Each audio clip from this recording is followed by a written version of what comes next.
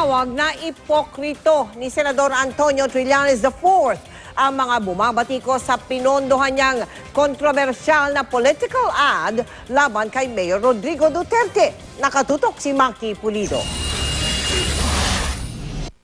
Ito ang mga imahe mula sa kontrobersyal na TV advertisement na bumabatikos kay Presidential Candidate Rodrigo Duterte. Ang mga ad binayaran ni Vice Presidential Candidate Senator Antonio Trillanes IV na kritiko at accuser ng alkalde.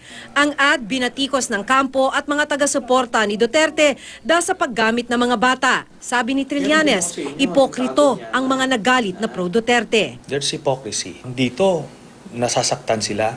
Pero nung nagsasalita si Mayor Duterte ng mga malalaswa, na mga masasama na sana siya daw nauna ng rape nung Australiana, nung minura si Pope, nung nagsasabi siya ng kung ano-ano, hindi naman nila kinundina. So sa akin, I believe may konting intellectual dishonesty.